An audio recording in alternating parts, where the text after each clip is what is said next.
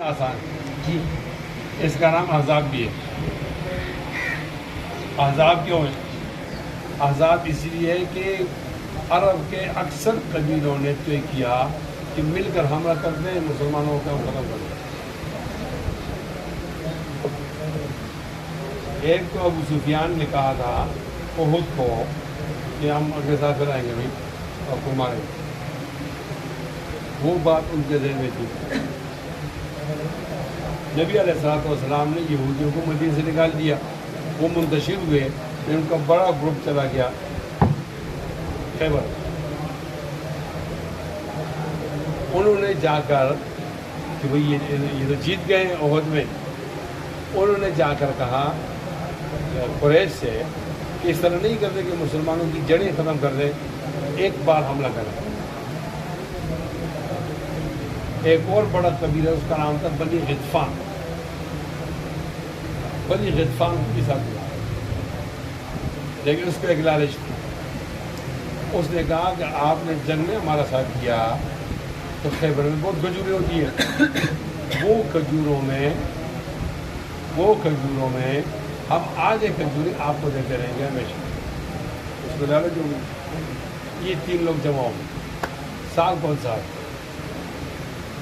موسیٰ بن عقبہ کہتے ہیں کہ یہ سال 4 ہجری ہے، اور یہ جو مغازی ہیں جہاد وسیر،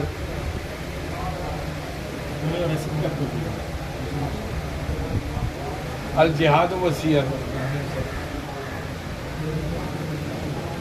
الجہاد وسیر، اس کا ایک امام ہے، اس کا نام ہے محمد بن اسحاق۔ محمد بن اسحاق کہتا ہے کہ یہ سال 4 ہجری 5، انہوں نے دلائل دیے۔ امام بخاری کہتے ہیں کہ موسیٰ ابن عقبہ ٹھیک کہتا ہے سن 4، لیکن باقی تمام علماء کہتے ہیں نہیں سن 5، اس کو یہی چھوڑ۔ اب غطفان والے بھی جمع ہو گئے، خیبر کے یہودی ان کو نکالا تھا وہ بھی جمع ہو گئے، اور قریش مکہ تو پہلے سے تیار بیٹھے ہوئے تھے۔ تو اب ماحول یہ بنا کہ چھوٹے بڑے سارے قبیلے جمع ہو گئے، اور ان کی تعداد کم از کم 14,000 تھی۔ 4,000 جو قریش تھے، ان میں 300 گھڑ سوار تھے، 1,000 اونٹ سوار تھے، اور کل 4,000 اور 10,000 بنی غطفان کے لوگ جمع ہو گئے۔ یہ 14 تو مجھے یاد ہے، اب پتہ نہیں یہودی کتنے ہیں، وہ بھی بہت بڑا لشکر، اس کو لشکر جرار کہتے ہیں، اور صحابہ 3,000۔ نبی علیہ السلام کو معلوم ہو کیا کیا جائے، تو ایک صحابی ہے سلمان فارسی، انہوں نے کہا یہ اتنے بڑے لشکر کا مقابلہ کھلے میدان میں نہیں ہو سکتا، آپ ایسا کرو مدینے کے چاروں اطراف میں خندق کھودو۔ یہ خندق کا تصور پہلے آیا، پہلے وہاں نہیں تھا، جیسے جب کفار مقابلے کے لیے پریشان ہو گئے، تو آپ صلی اللہ علیہ وسلم نے اس رائے کو پسند کیا۔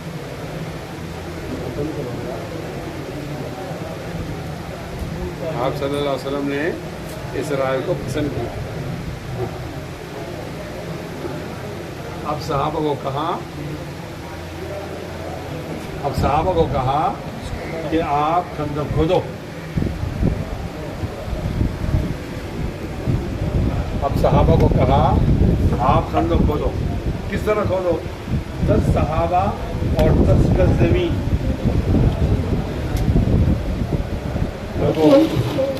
10 صحابہ اور 10 گز زمین، اور ایک روایت میں کہ نہیں 10 صحابہ پر 40 گز زمین کھودنا تھا، اور کل خندق جو ہے وہ 3.5 میل تھا۔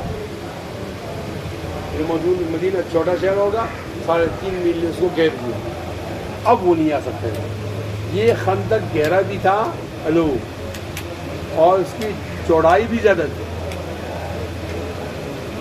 چوڑائی اتنی زیادہ تھی کہ ایک آدمی نے کوشش کی میں جاؤں، تو جب اس نے اپنے گھوڑے کو تیز دوڑایا تو گھوڑا اندر گر اس کی وہ گلا اس کا ٹوٹ گیا، آدمی مر گیا۔ 2 آدمی آئے ہیں لیکن اس کو علی رضی اللہ تعالیٰ نے وہیں قتل کر دیا۔ خندق کیسی ہوگی آپ کو اندازہ لگا۔ یعنی میں سمجھتا ہوں کہ ایک پہلوان گھوڑا، تکڑا گھوڑا کتنی لمبی چھلانگ لگا سکتا ہے، اس سے فاصلہ زیادہ لگا، اور گہرا اتنا تھا کہ اگر اسے کوئی گر جائے تو دوبارہ اٹھ نہیں سکتا، چڑھ نہیں سکتا۔ یہ خندق تیار ہوئے اور صحابہ باہر نکلے، وہ بھی نکلے، دونوں کا آمنا سامنے ہوا، لیکن درمیان میں خندق ہے۔ ادھر سے وہ نیزہ مارتے ہیں، ادھر سے یہ نیزہ مارتے ہیں، لیکن نیزہ ادھر پہنچتا نہیں ہے، قریب آ نہیں سکتے۔ اہل کفر کو خندق کا اندازہ ہی نہیں، تو پریشان ہو، لیکن محاصرہ تو تھا، جنگ ہے۔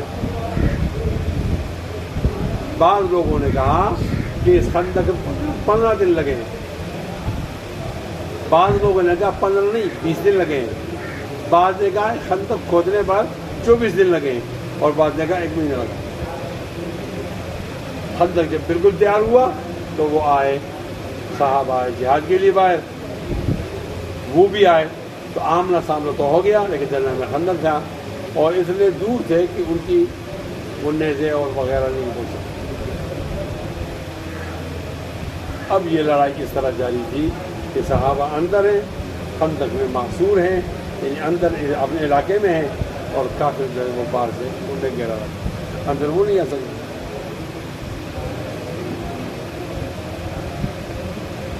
ایک آدمی تھا، اس کا نام ہے نعیم ابن مسعود، ایک آدمی ہے نعیم ابن مسعود۔ چلو اس سے پہلے کون ہوتا؟ اس میں اللہ تعالیٰ کی مدد آئی 2 طریقے سے۔ اس میں اللہ تعالیٰ کی مدد آئی 2 طریقے سے۔ ایک طریقہ یہ ہوا کہ ایک چٹان تھا، بہت زیادہ سخت تھا اور چکنا تھا، وہ صحابہ لگے رہے اسے نہیں، تو نبی صلی اللہ علیہ وسلم کو بتایا، تو نبی السلام آئے، انہوں نے 3 گرز مارے، 3 دفعہ ضرب مارا، اور 3 ضربوں سے وہ چٹان بالکل ریزہ ریزہ ہو گیا۔ یہ معجزہ تھا۔ دوسرا معجزہ مدد اللہ کی یہ تھی کہ سخت بھوک تھی، بہت سخت بھوک تھی، 3 دن سے صحابہ نے کچھ بھی نہیں کھایا، پانی کے بغیر۔ جی توجہ، آپ کی بھی کہہ رہا ہوں۔ اور صحابہ نے اپنے پیٹ میں پتھر باندھے۔ پتھر کیوں باندھے؟ کہ جب یہ پیٹ اور پیٹھ کو ملا لیا جائے، پیوست کیا جائے تو بھوک نہیں لگتی۔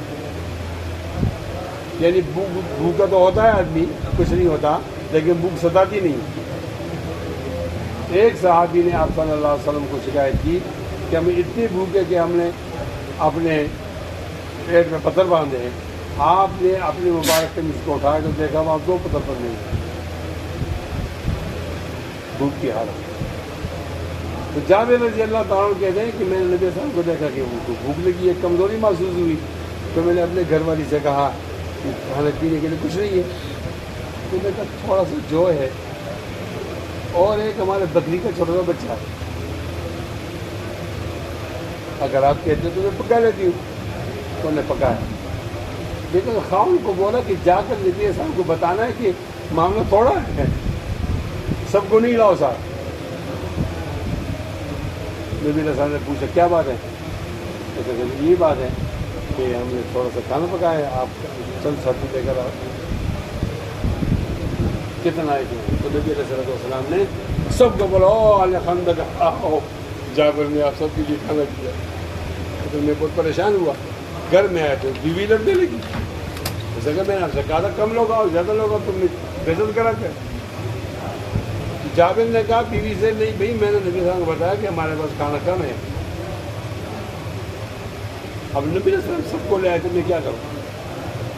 تو بیوی نے کہا کہ ایسا ہے کہ نبی علیہ السلام لائے اور آپ نے بتایا پھر کوئی غم نہ کرو، اس میں کوئی بات نہیں. بیویوں کا یہ ایمان ہے. اتنا کہا جابر کو کہ اپنی بیوی سے کہو کہ بھی روٹی نہیں پکائے، اور جو سالن ہے اس کا ڈھکن نہیں اٹھا. آپ السلام تشریف لائے تو کہا ایک اور خاتون کو بلاؤ روٹی پکانے کے لیے. ایک اور کو بلایا گیا. اب جیسے ہی روٹی لگائی نا، پیڑے لگا لیے، اب نکالا تو وہ روٹی نکلتی گئی، پیڑے ختم ہو گئی، روٹی ختم نہیں ہو رہی. یہ جیسی روٹی نکالتے ہیں اس کے اوپر ایک ڈھکن ڈالتے ہیں، پھر دیکھتے ہیں پھر بھرا ہوا. اور جو سالن تھا اس کا یہ حال تھا، جسے نکال دیا اس کے اوپر ڈھکن رکھا، نکالا ڈھکن رکھا، وہ کمی نہیں ہو رہا. کہتے 1000 آدمیوں نے سیر ہو کر کھایا اور گھر والوں نے کھایا، اور وہ ہانڈی بھی اس طرح بھری ہوئی اور وہ تندور بھی سے روٹی دے رہا.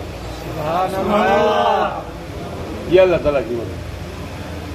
ہیلو، یہ اللہ تعالیٰ کی یہ 2 مدد ہے. اس میں ایک آدمی نے کمال کی، اس کا میں بتاتا ہوں. اس کا نام ہے نعیم ابن مسعود، یہ بنی غطفان کا ہوشیار آدمی. وہ آیا نبی علیہ السلام کے پاس، اس سے ملا. اس نے کہا جی حساب جنگ بہت لمبی ہو گئی، تو میں نے ایک طریقہ سوچا ہوا ہے، اگر آپ اجازت دیں تو میں اس کو استعمال کروں. تو نبی علیہ السلام نے کہا کہ استعمال. اس کی وجہ یہ ہے کہ میں تو مسلمان ہو گیا ہوں،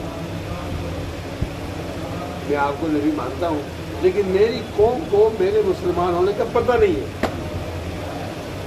تو لہٰذا میں جو بات کروں گا وہ مانیں گا. آپ علیہ السلام نے کہا کہ جو آپ مناسب سمجھتے ہو آپ، یہ میں ابھی بھی پوچھوں گا، کل نہیں، آپ جو مناسب سمجھتے ہو کر لو. تو یہ سب سے پہلے گیا بنو قریظہ کے بعد جو مدینے سے نکالے گئے یہودی. ان سے کہا کہ آپ جنگ میں تو شامل ہو گئے ہو، لیکن آپ کو پتہ ہے نتیجہ کیا ہوگا. مکہ والے مکہ چلے جائیں گے اور بنو غطفان والے اپنے علاقے چلے جائیں گے. تم نے تو ادھر ہی رہنا ہے. تو آپ کو اور نبی علیہ السلام کا آپ سے سامنا ہوگا، تو یہ لوگ تمہیں اکیلے چھوڑ کے چلے جائیں گے. تم پھر نہ لڑ سکو گے نہ چھوڑ سکو گے. اس سے کبھی بات ٹھیک ہے، آپ بتاؤ ہم کیا کریں. انہوں نے کہا ان سے کہو بنی غطفان اور قریش سے کہ آپ کچھ سردار مجھے رہن کے طور پر دے دو، کہ آپ ہمیں اکیلے تو نہیں چھوڑیں گے. بعد میں جب لڑائی ہوگی تو آپ کے سردار رہن گروی ہوں گے، تو پھر آپ کو چھوڑنے کی آؤ گے نا. اس کے بغیر ہم آپ سے آپ کے ہاں یہ آپ کو کہو. اس کا کیا طریقہ ہوگا؟ کہ اس کا طریقہ یہ ہوگا کہ آپ چند سردار گروی رکھو اور کہو کہ آپ سردار اگر گروی نہیں رکھ سکتے تو پھر ہم آپ کے ساتھ لڑ نہیں سکتے. انہوں نے کہا یہ تجویز ٹھیک ہے، اب آگے چلو. تو وہ بنی غطفان اور قریش کے پاس ہے. ان کی ایک اور بات، انہوں نے کہا یہ بنو قریظہ تو پشیمان ہو گئے، بنو قریظہ پشیمان ہو گئے. اب انہوں نے ایک ترکیب سوچی ہے. انہوں نے رسول اللہ صلی اللہ علیہ وسلم سے کہا ہے کہ ہم چند لوگ آپ کو دیتے ہیں، آپ کے حوالے کرتے ہیں، وہ غطفان اور قریش کے سردار ہوں گے، آپ ان کو لے لو اور ہم سے راضی ہو جاؤ، جھگڑا نہیں کرو. اور کہا نبی صاحب راضی ہو گئے. اب یہ آپ سے غطفان اور قریش سے کچھ لوگ مانگیں گے، کس لیے؟ تاکہ گروی رکھیں اور ان کو مسلمانوں کے حوالے کریں. غطفان نے اور قریش نے، غطفان اور قریش دونوں نے یہودیوں سے کہا بنو قریظہ سے کہ جنگ لمبی ہو گئی ہے، ہم اتنی لمبی جنگ نہیں کر سکتے، آؤ اکٹھے نکلتے ہو، ایک بار حملہ کرتے ہو، کام ختم ہو. تو قریظہ نے کہا کہ نہیں، ہم آپ کے ساتھ اکٹھا جنگ نہیں کر سکتے، آپ چلے جاؤ گے تو اس علاقے میں تو ہم رہتے ہیں، ہم اکیلے ہوں گے، آپ کچھ لوگ ہمیں گروی دے دو. اب جس نے گروی دے دو تو ان کے بعد ذہن میں بات آ گئی ہے، وہ واقعی یار وہ ہمیں جو نعیم ابن مسعود نے کہا ٹھیک ہے. غطفان اور قریش نے کہا ہم آدمی گروی نہیں دیتے، آپ آؤ تو لڑنا چاہو تو لڑو. تو وہ بس اس طرح میں اختلاف پیدا ہوا. یہ اختلاف ایک آدمی نے پیدا کیا. دوسرا کیا ہوا؟ دوسرا یہ ہوا کہ رات کو طوفان آیا، فرشتے آئے، طوفان آیا اور انہوں نے سارے خیمے اکھاڑ دیے، ہانڈیاں الٹ گئی جو کھانا پکایا تھا، اور جو انہوں نے سامان تھا وہ منتشر ہو گیا، چولہے بجھ گئے۔ تو نبی علیہ الصلوۃ والسلام نے کسی سے کہا جاؤ بھائی جاسوسی لے کر آؤ، کوئی نہیں اٹھا، تو آپ نے حذیفہ ابن یمان کو بھیجا، وہ گئے تو اس وقت اسی وقت پہنچے کہ جب ابو سفیان ان کا سربراہ تھا، انہوں نے اپنے لوگوں سے خطاب کیا کہ لوگوں، بنو قریظہ یہودی ہم سے جدا ہو گئے، وہ لڑنا نہیں چاہتے، اور ہماری حالت یہ ہے کہ ہمارے خیمے اکھڑ گئے، ہمارے ہانڈیاں گر گئیں اور ہمارے چولہے بجھ گئے، سامان منتشر ہو گیا، جلدی کرو چلو واپسی شروع کرو۔ خود وہ آئے اور ابو سفیان اپنے گھوڑے بیٹھا اور چلا گیا، اس طرح وہ بھاگ گئے، اللہ تعالیٰ نے مسلمانوں کو فتح دی۔ فوراً لوگ پیچھے آئے ہوئے، جلدی کرو، تم بھی فوراً چلو جلدی۔